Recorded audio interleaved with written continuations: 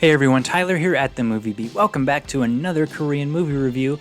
Still in quarantine, so we're still in the back catalog of Korean titles. Decided to check out the 2012 Korean drama procedural horror film Howling, starring Song Kang-ho and Lee Na-young. So, world-renowned as of today, Song Kang-ho. We all know him. He's probably been Korea's lead male representative actor for 2 decades. He was set in this film to reprise his role as a detective, which we all know he perfectly portrayed one in Bong Joon-ho's masterwork, Memories of Murder. So hype there. Add actress Lee Na-young, who is incredibly popular in Korea. She's not in a lot of films though, but with these two coming together, Howling, there was going to be some kind of a wolf dog in this thing. Was it going to be like a Cujo? What was going on? Hype was through the roof. But unfortunately, the on-screen chemistry between these two actors just wasn't enough to sort of get us through a lot of the crammed and muddled story that we get in this movie. So unfortunately, it did not meet expectations, but there might be some saving grace in this movie or something to, hold on to. Is it worth watching? Let's get into it. Former motorcycle police patrolwoman Eun-young, played by Lee Na-young, has been newly assigned to a misogynistic detective unit that sees her partnering up with seasoned detective Sang-gil, played by Song Kang-ho, to solve a mysterious murder case that began when a man spontaneously erupted into flames.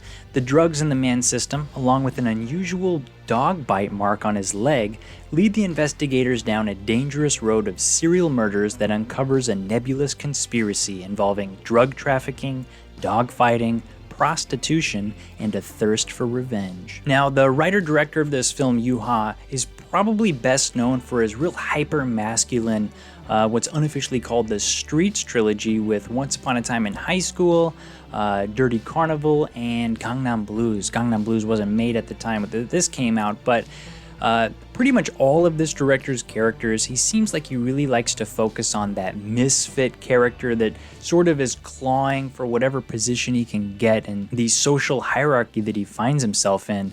And there's a novel that this film is based off of that I think director YOO Ha found another opportunity to explore this theme even further, or something he's really interested in. It's a novel by a acclaimed Japanese crime fiction and horror writer named Nonomi Asa, and the Japanese title of the book is Frozen Fang, which sounds really cool. But I did find that this book was translated into English for those that are interested, and it's called The Hunter. I like the Japanese title better. But based on the synopsis of the book, you can read it on Amazon, it does appear that the film Howling follows this story rather closely. And for my money, I'm going to say it, director YOO Ha and the screen adaptation of this book followed it a bit too closely. I do feel like the film tries to pack in just every single twist and turn that I can imagine was probably in the novel, that the film Howling feels like it kind of goes into fast forward in several sequences, as it really races to pack all that info in.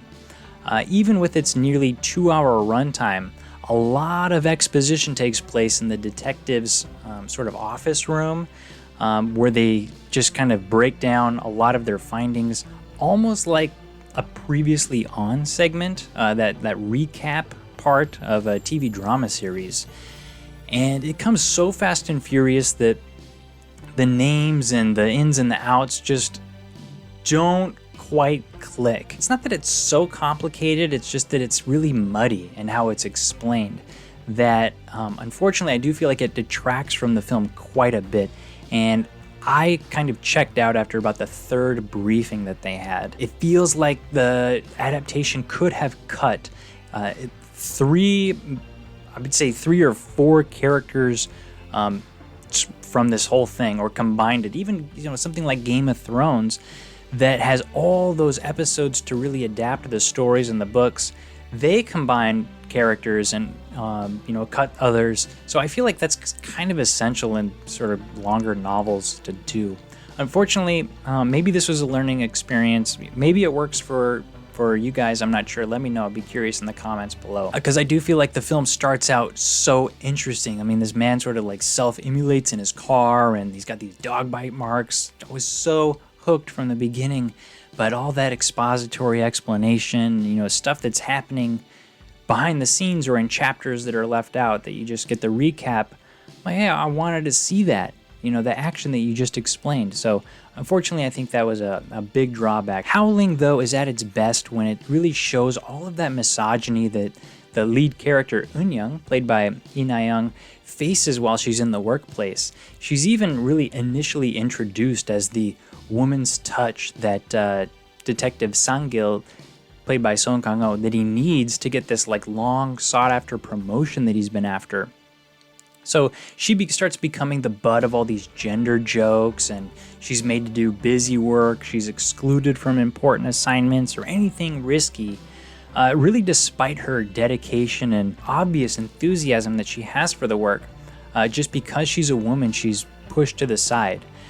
Even when her capabilities prove almost time and time again to at least be sufficient support or outdo her male counterparts, she's still given really zero credit. I think there's one scene that she's even like slapped in the face by one of her superiors that's like, what? And everyone just kind of like, yeah, that happened. She stepped out of line. And if it can't get any worse, she's even like sexually advanced upon in one scene by a superior, and when she really kind of shuts that down almost immediately, she's further marginalized and really kind of tried to get pushed out of the team entirely.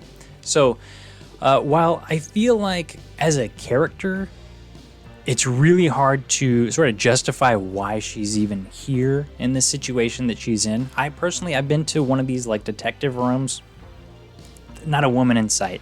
It's very male dominated. The atmosphere was very masculine. It was kind of just a grimy environment. But, you know, I do really like sort of the broader implications that her role in this film and in the story sort of makes on gender equality in the workplace. And I feel like it makes a pretty good statement at that. And that's probably the film's best takeaway. And I like that they're not really trying to slam this point home, and it's not like you know, she gets to really stick it to him, you know, some kind of, you know, clear feminist statement or anything like that. It just kind of shows it for what it is, which makes it almost even harder to accept and to watch.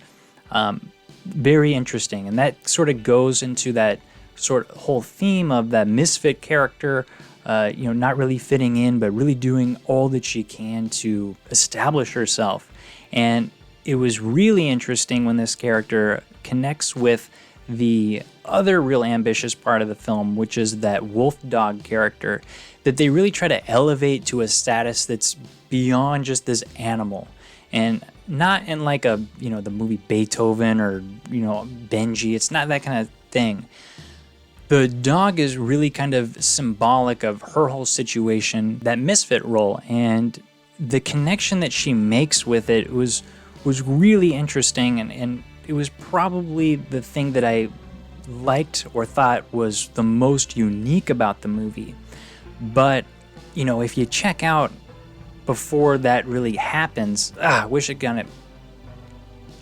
Missed opportunity overall. Let's leave it at that. But overall, there's always a special quality, at least for me, in this writer-director YOO HA's films that are able to captivate me in one way or another, and it's really hard for me to put my finger on exactly what that quality is, but perhaps it has something to do with this director's foundations as a poet, that he's able to add this kind of extra layer of artistic sensibility to his films that strike a sort of, you know, unfamiliar or unusual chord, emotional chord within me, that I find myself in these extended periods of introspection while the credits are rolling every time I watch one of his movies. So I think that is a nice takeaway of his films. I do feel like this is one of his lesser works, though. So overall, I'm going to rate it a 5.5 out of 10. A definite check out if you're a big fan of the actors, but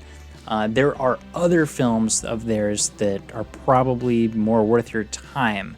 But if you're trying to, complete their filmography, go for it. It's not a complete throwaway. It's just a little bit of a letdown. So, like I said, I have the just the standard DVD here. Nothing really to write home about. It's got kind of a cool little card insert here. Let's see if I can get it out. I don't want to dent it. Wish it had a signature or something on it, but yeah, not one of those. So I'd be very curious to hear your thoughts on Howling in the comments below. And as always, if you guys enjoy this content, like and subscribe is a great easy way to support this channel. And if you want to decide or help vote on the next reviews, you can check out the Patreon page and see if it's anything there that you're interested in. But I am going to be doing my best to keep updating, and I'm going to get back to the theaters as soon as I'm out of quarantine. So thanks for watching. Until next time, I'm Tyler at The Movie Beat. Keep watching movies.